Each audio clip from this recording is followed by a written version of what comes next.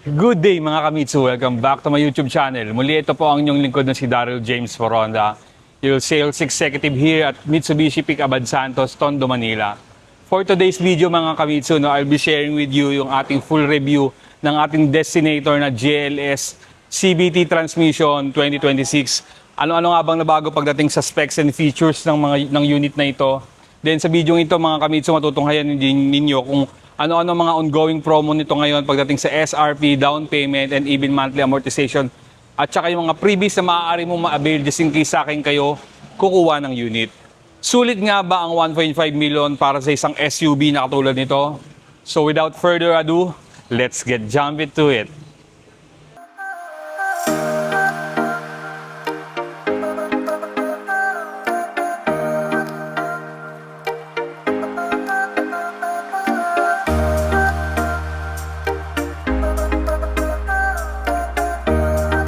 So yun na nga mga kamitsu, no?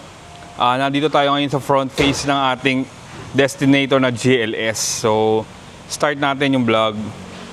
Una-una mga kamitsu, no? Again, si Destinator is gumagamit ng sound insulating na windshield. Bukod sa durability, nililesen ng windshield na yan, yung noise sa labas, para at least hindi masyadong rinig po sa loob po ng cabin natin, so mas komportable. Then again mga kamitsu, no? Ang ating Destinator is gumagamit pa rin naman po ng Dynamic Shield Front Fascia, which is patented and signature sa lahat ng mga Mitsubishi vehicle natin, lalong-lalo na sa mga Destinator variant natin. Again mga kamitsu, no, sa kaniyang front grille, kung mapapansin natin, naka-honeycomb na laminated po siya. So yan, para siyang may 3D effects, tapos glossy na laminated. So mas aggressive at saka futuristic tignan yung ganitong front grille compared dun sa mga conventional na front grille ng sasakyan.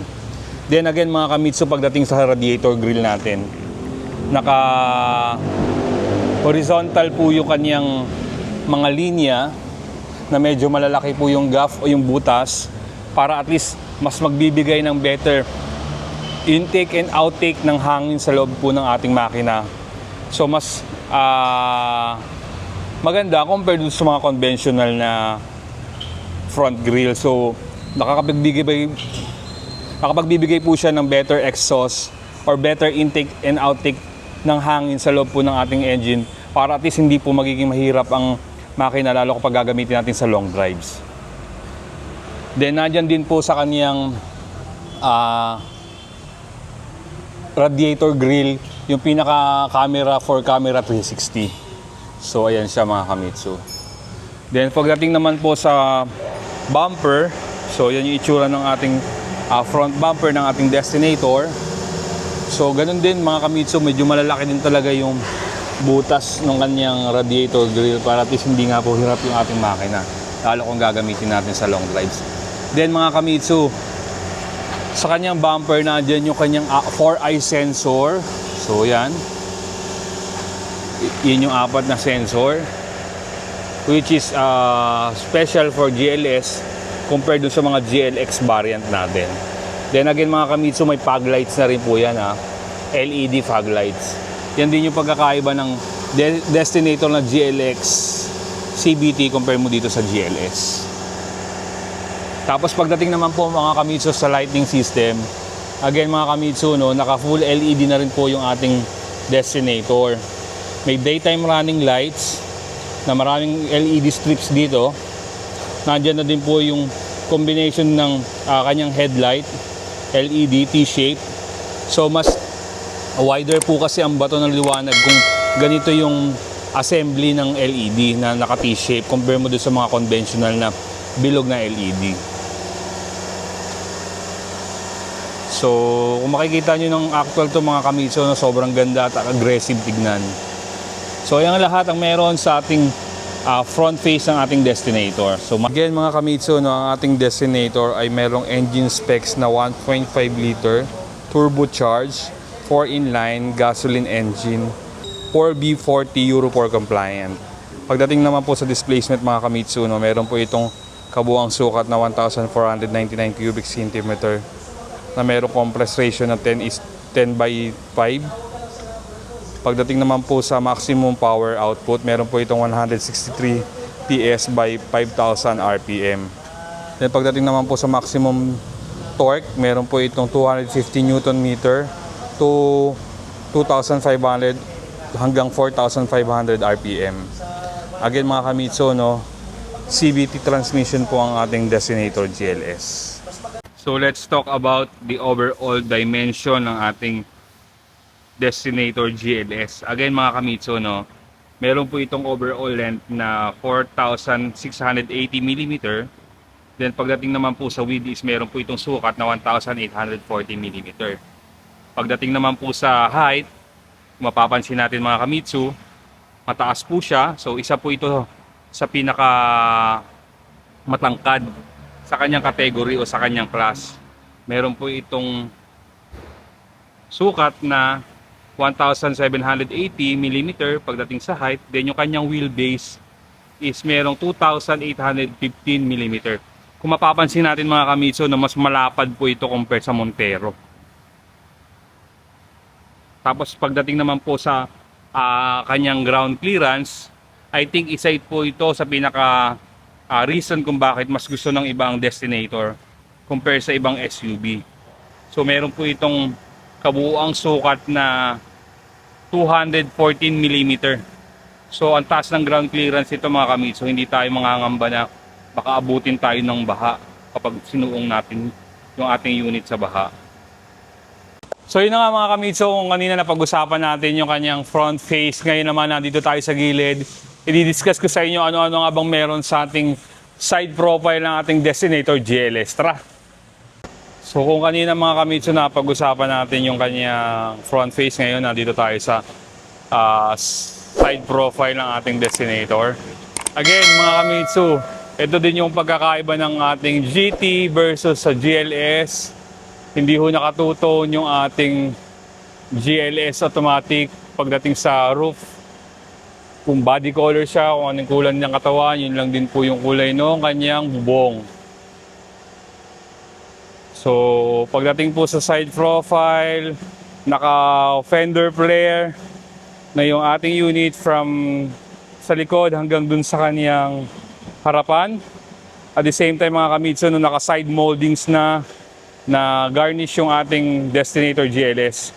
So, ang purpose niyan or benefits niyan, kapag halimbawa hindi natin sinasadyang na isagi natin yung unit, syempre mga kamitsu, hindi directly tatama sa body ng ating sasakyan. So, dito muna sa moldings na to. So, yun din yung isa sa mga reasons kung bakit may fender yung ating unit. Then again mga kamitsu, no, pagdating sa door handle, keyless entry na po yung ating Destinator GLS, even mid variant. So basta yung inyong susi or yung key fob ninyo nasa bulsa ninyo, by pressing this button, makakapasok tayo sa loob ng ating Destinator. Then pagdating po sa side mirror mga kamitsu, no, naka body color din po yung ating side mirror. Kung ano yung kulay ng body, yun din po yung ating kulay ng ating side mirror. Naka retractable yan, naka auto fold. Naka-integrated din yung kanyang turn signal light and even yung camera for camera 360 nandiyan sa kanyang side mirror. Pagdating sa body mga kamitsu, no, kung mapapansin nyo, may mga design yan. So may purpose yan kung bakit ganyan. Para sa aerodynamic. So at least nakakatulong yung design na yan para sa aerodynamic ng ating sasakyan. Then pagdating naman po sa kaniyang gulong, tires and wheels, again mga kamitsu, ng ating Destinator is equipped ng 225 by 55 R18. Tapos 18-inch po yung kaniyang mugs na two-tone. Since SUV, malaki na rin po yung kaniyang mugs. Then again mga kamitsu, no, pagdating sa braking system, so again, dual ventilated disc brake po, harap at likod yung ating unit.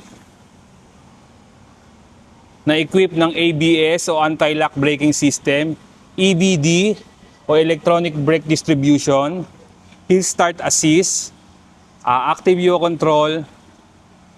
Tapos gaya nga nasabi ko, Dual ventilated po harap at likod yung kanyang brake. Naka-disc brake na po siya. So, yan din yung pagkakaiba nito.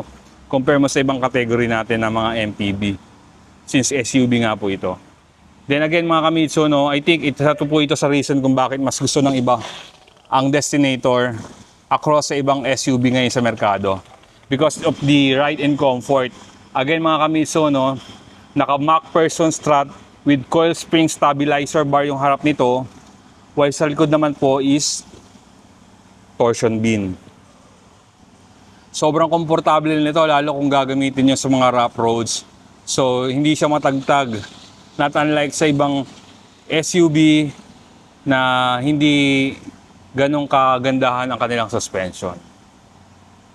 So yun na lahat ang meron sa ating side profile ng ating unit. Madako naman tayo sa back profile ng ating Destinator GLS. So yun na nga mga kamitsu, na pag-usapan natin kanina yung kanyang front face and side profile. Ngayon nasa back profile na tayo ng ating unit. Again mga kamitsu, no, ang ating Destinator GLS is equipped ng fin-type antenna. So lahat ng variant, even GLX, naka fin-type antenna na. Then meron na rin po siyang rear spoiler na meron naka-integrated na third brake light assist, which is this one. Then naka T-shape na yung kanyang tail lights. LED na po yan. So, even yung kanyang reverse light, naka-LED na yung turn signal light. Then, syempre, nandyan yung kanyang Destinator badge. Tapos yung kanyang rear camera para sa reverse. Yan, meron na yan mga kamitsu. Equipped na yung ating GLS variant. Then, pagdating naman po sa kanyang rear bumper, kung makapansin natin mga kamitsu, meron na rin po yung 4-eye sensor. So makakatulong yan lalo kapag magpapark tayo. Then naka rear bumper diffuser na rin po na matte black yung ating GLS. Tapos may naka integrated na reflector light. So yan, added visibility lalo sa kapag kagabi. So yan ang lahat ang meron ngayon sa ating Destinator na GLS. So pasok naman tayo sa interior ng ating unit mga kamitsu. So tara, pasukin naman natin yung Destinator GLS. Again, gaya ng sabi ko kanina mga kamitsu, no, yung kanyang door handle is equipped na ng keyless entry. Basta yung inyong susi is nasa inyong bulsa, yung key fob nasa bulsa ninyo. By pressing this button, mabubuksan natin yung unit. So pag-usapan natin yung kanyang passenger side mga kamitsu, no. Natin mga kamitsu sa kanyang passenger side. Dito tayo ngayon sa pintuan ng ating passenger side. Again mga kamitsu, no, equip po ito ng soft pad leather na mayroong gray stitches, which is this one. Then yung kanyang arm pad is naka-leather na rin po na mayroong gray stitches. Then nandyan yung kanyang controller ng bintana and yung kanyang pintuan. Again, equip po yan ng auto lock. Tapos naka-6 na speaker. Ito din po yung pagkakaiba ng GLS versus GT variant. Ang ating GT variant is specially tuned by Yamaha. This one is ordinary na Mitsubishi lang po talaga. Then nandiyan din po yung kanyang bottle cup holder.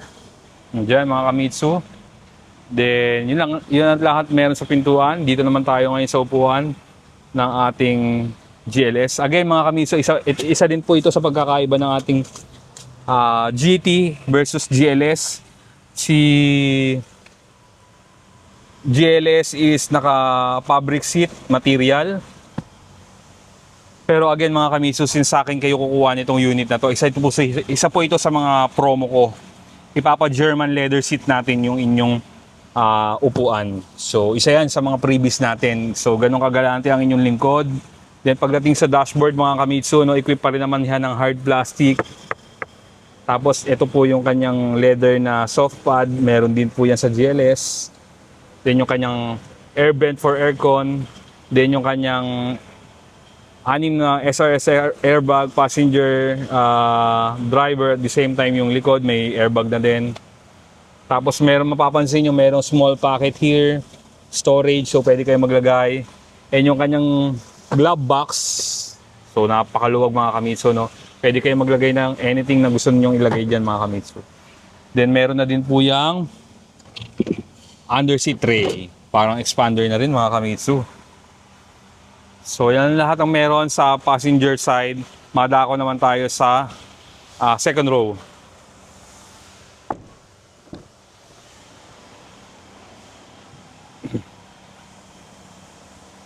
Again, same with passenger side mga kamitsu, yung kanyang gilid is equipped na rin ng soft pad leather na material na mayroong gray stitches, controller para sa pinto, bintana, at yung kanyang armrest o kanyang patungan ng braso is naka soft pad leather na rin at the same time naka gray stitches. Tapos merong silver na accent dito. Tapos yung controller para sa bintana and pintuan natin. Tapos ito yung speaker mga kamitsu. So pasok naman tayo sa loob. Again mga kamitsu, no? Ito yung second row ng ating Destinator GLS. Like what I've said, hindi po naka-leather yung ating unit. Pero kung sa akin kayo kukuha, isasama natin yung previous na German leather seat cover. At the same time, naka-regular matting, pero since sa akin kukuha, papalagyan natin yan ng 3-row deep dish matting. At the same time, yung kanyang side step seal. Nothing special naman pagdating dito. Again, meron pa rin naman po itong armrest. Sa gitna, yun nga lang mga kamitsu, naka-plastic kaya hindi natin may bababa. May headrest 3. Ready na rin po ito sa Isofix. Kung meron kayong baby carrier, pwede nyo dyan ilagay for security reasons na din mga kamitsu, no?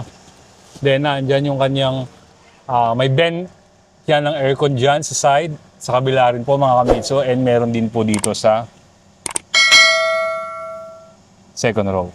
So USB, controller ng fan, yan, USB Type A, USB Type C. May armrest yung kanyang harapan. So kung i-compare natin mga kamitsu, sobrang luwag nito. Kung mapapanood nyo yung mga iba kong vlogs, sa expander nga lang sobrang luwag na. What more pa sa ating Destinator na mas malapad at mas mataas. So yan ang lahat ng meron sa second row. Madako naman tayo sa third row mga kamitsu, no? Again, guide ko lang kayo pag ipo-fold natin yung kanyang upuan by pressing yung kanyang knob, magpo-fold o magtatumbled yung ating third row seats. Tapos gaganyan lang natin. Makakapasok na tayo mga kamitsu. Again mga kamitsu, no, kung mapapansin nyo, sobrang luwag ng ating third row seats. Meron niyang charging for USB Type A, USB Type C. Then meron mga bottle cup holder and tablet holder dyan. May seat belt.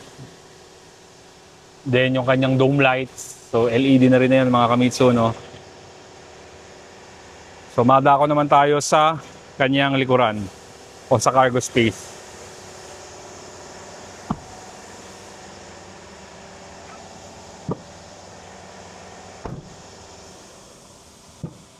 Again mga kamitsu, no, yan din yung difference ng GT variant natin.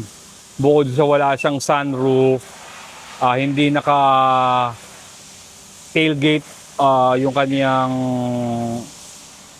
likuran. So manual tailgate. Kasi sa GT natin is automatic tailgate. So yun ang difference natin. Pagdating sa price difference, medyo malaki din kasi yung difference na itong dalawang variant natin. Again, same as other variant, meron na din siyang storage dyan for may mga sapatos kayo, ganyan, padded space. Nandyan sa gilid yung kanyang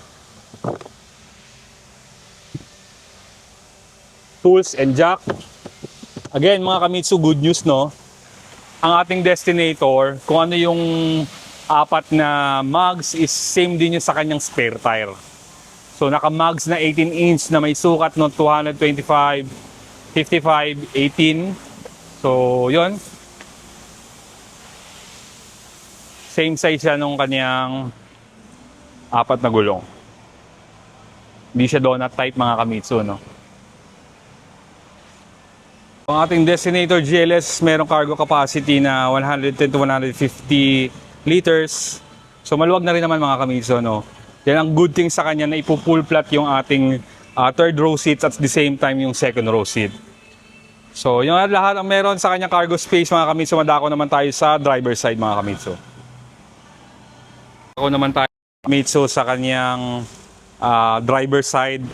Same with other doors mga Kamitsu. Meron niyang soft pad leather with gray stitches dito mga Kamitsu. Tapos yung kanyang arm pad is naka-leather na din. At the same time meron din pong gray stitches. Then ito yung pagkakaiba ng pinto nitong driver side compare mo dun sa ibang pintuan. Kasi nandito yung full control ng kanyang window, bintana, central door lock, yung pag-adjust ng kanyang side mirror, tapos auto fold para mag-fold siya kapag daan tayo sa masisikip na lugar. Tapos nandyan yung kanyang controller para sa bintana. Then nandyan pa rin naman po yung speakers. May speakers po yan. 6 speakers. Yun nga lang mga Kamitsu, gaya nga nasabi ko sa inyo kanina, hindi po to equipped ng Yamaha. Hindi siya specially tuned by Yamaha. Yun din yung pagkakaiba ng GT versus GLS natin mga Kamitsu. Tapos makapamansin nyo, nandyan pa rin naman po yung lagay ng mga bote, bottle cap holder, depende sa inyo kung ano po ilalagay natin. Then, gaya ng sabi ko kanina, paliwanag ko, since ang ating Destinator is naka-public seat, high-grade public seat lang po, pagdating sa material ng upuan, ngayon mga Kamitsu, i-upgrade natin to into German leather seat. Tapos, yun nga lang mga Kamitsu, naka-manual seat adjust yan. Pero ang good thing sa kanya is, again mga Kamitsu, no, naka 6-way manual seat adjust yung ating GLS. Hindi katulad ng GT, naka power po yung kanyang,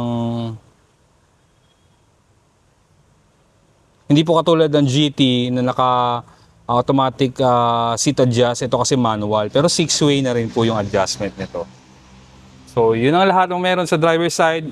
Pasok naman tayo sa loob para mai-discuss ko sa inyo kung ano yung meron sa ating steering wheel at the same time dashboard at kung ano-ano pa. Tara, pasok tayo mga Kamitsu. Again mga Kamitsu, nandito na tayo ngayon sa loob ng ating Destinator GLS. I-discuss ko sa inyo kung ano-ano bang meron dito sa loob. Unahin natin sa cluster meter. Again mga Kamitsu, naka full LCD display na 8-inch yung ating cluster meter ng ating Destinator GLS. So ito din yung pagkakaiba ng GT, GLS, and GLX. Sa GLX po kasi mga Kamitsu, na combination yun ng analog and digital. While sa ating GT and GLS is naka fully digital na mga Kamitsu. Then madako naman tayo sa steering wheel ng ating Destinator GLS.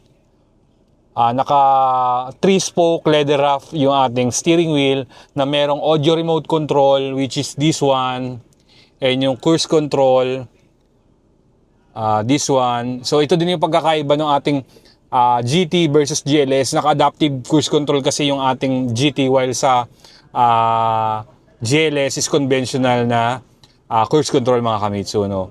So at least minimum 40 km para pagana yung ating cruise control mga Kamitsu. So nandyan din po yung kanyang controller para sa camera 360, voice command, and hands-free button. So yan mga Kamitsu.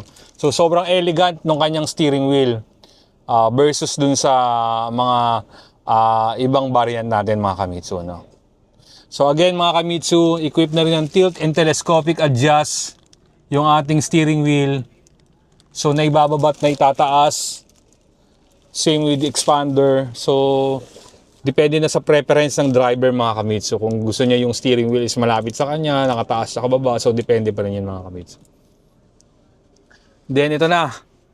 Yung kanyang dashboard mga Kamitsu, no? Equip yan ng hard plastic na merong leather finish. ABS na yung type ng kanyang plastic na gamit. So, hard plastic yan. So, durable. Lalong-lalo na kapag madalas na iinitan yung ating dashboard. Madako naman tayo mga Kamitsu sa head unit ng ating Destinator GLS. Equip po siya ng 12.3 inch na merong SmartLink display audio with Apple CarPlay at saka Android Auto. So full touchscreen yan mga Kamitsu. ang kagandahan kasi mga Kamitsu sa kanyang head unit. So, you can monitor yung kanyang tire pressure, yung wheel alignment. So, sobrang daming function kung may explore nyo to ng actual mga Kamitsu. Then, pagdating naman sa kanyang dome lights mga Kamitsu, no, naka-LED na yan. Then, may lagayan na rin ng shades. Tapos, yung kanyang rear view mirror nandyan. Yun din yung pagkakaiba ni GT. Maraming functions yung kaniyang rear view mirrors. Diyan yung makikita. Tapos nandyan po yung ventilation ng aircon. Tapos naka-auto climate control na rin po yung ating aircon. May auto climate control functions na rin yan mga Kamitsu. Then mga Kamitsu, no, ayan yung ating controller for aircon. Nandyan yung dry mode, front defogger, tsaka rear defogger, max cool and memory. Then may auto siya, ventilation, fan speed and mode, sync and aircon. Tapos para mag-off yung system natin, nandiyan yung controller. Then equipped na rin po ng 2 types of USB yung ating Destinator GLS. Bukod sa 12 volt socket, meron po yung USB Type A and USB Type C. Tapos mga Kamitsu, no, naka-keyless na po yung ating unit. Naka-push and stop button na siya. Tapos, again, naka-CVT transmission yung ating Destinator GLS.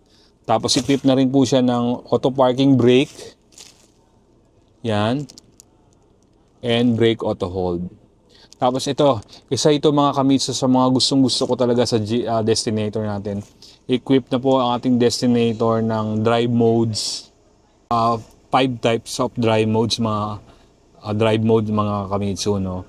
Meron po itong normal, wet, gravel, mud, and yung pinakabago natin, yung tinatawag na tarmac. So, yun mga Kamitsu.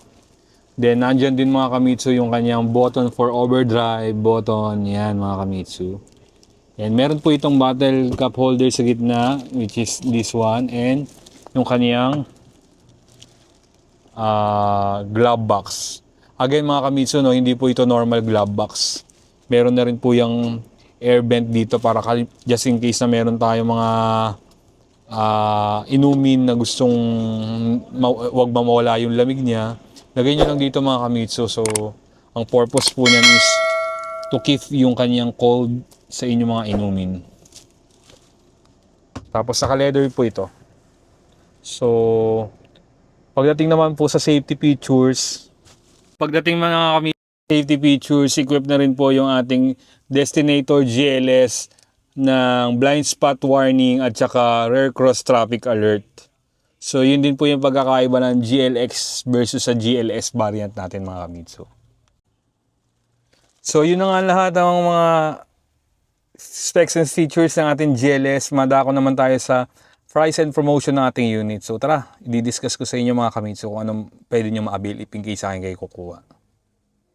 So yun na nga mga Kamitsu, no, tapos na yung ating in-depth review ng ating Destinator GLS CVT 2026. So tatapusin natin itong video ito sa pagdidiscuss ko sa inyo kung ano-ano yung mga ongoing promo nun ngayon, kung ano maaari nyo ma-avail if in case sa akin kayo kukuha ng unit. So let's start with the SRP. Yung SRP po ng ating Destinator GLS is 1599, pero since pearl white yung ini-review natin, is may additional 15,000 sa SRP. Then, meron po itong all-in down payment mga Kamitsu. So, sobrang ganda nitong pasabog natin. Naka-zero down payment. So, you heard it right mga Kamitsu. Naka-zero down payment, talagang zero cash out. Wala kayong babayaran. If in case sa akin kayo mag-a-avail ng financing natin based on 20% down payment sa mga Kamitsu. Then, meron po itong monthly amortization na 33,406 pesos. Then ito, nasa exciting part na tayo ng video ito. Ano-ano yung mga promo na maaari nyo makuha if in case sa akin kayo kukuha ng ating Destinator. Ito yung mga freebies. So ito po yung standard freebies. So let's start sa standard freebies. May kodigo po tayo mga Kamitsu. Sobrang dami talaga ng mga freebies natin. So nagbibigay po tayo ng genuine mating 3M emergency warning device, 1-year comprehensive insurance. Sa kagandahan sa insurance po natin, if in case sa akin kayo kukuha, hindi po tayo naka-lock in. So sa ibang dealer kasi lock in po yung insurance. So after a year, maaari kang kumuha ng insurance sa labas, so makakamenos po tayo mga Kamitsu. 3 years TPL, 3 years LTO registration, PMS, from 1,000 kilometer up to 20,000 kilometer, free po yung labor and oil filter. Oil lang po yung babayaran nila. Factory rust proofing, chattel mortgage. Then, ito mga Kamitsu, no, 6 years warranty. Nagbibigay tayo ng 6 years warranty sa unit natin mga Kamitsu. And, ang good thing mga Kamitsu, kung ngayon kayo mag-a-avail, meron po itong 40,000 fuel subsidy. So, tama kayo narinig. 40,000 mga Kamitsu, just imagine, napakadaming, sobrang laki na maaari mo ma-avail or maaari mo magamit sa gasolina by Shell. Shell po yung fuel na subsidy natin. So, gagamitin nyo siya via app, Shell. Magpapagas tayo sa gasoline station na Shell. So, nasa exciting part na tayo ng video ito.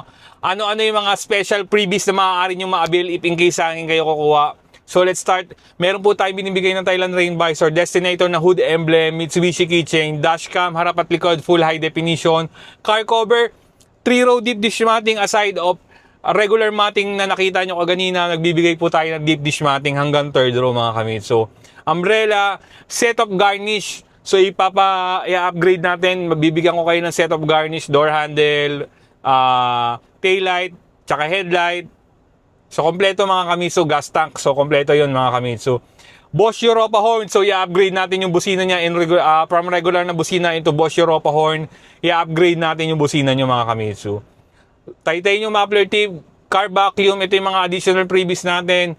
Side step seal, cargo trunk tray, steering wheel cover, parking sensor, set of car kit. Yun po yung car shampoo, body wax, detailing wax, entire black. Tapos, may additional freebies pa tayong German leather seat cover. So, i-upgrade natin yung pinakaupuan ninyo into German leather seat. So, kasi naka-fabric lang to mga Kamitsu. So, i-upgrade ko sa yung unit niyo. So, ganun kagalante yung inyong likod.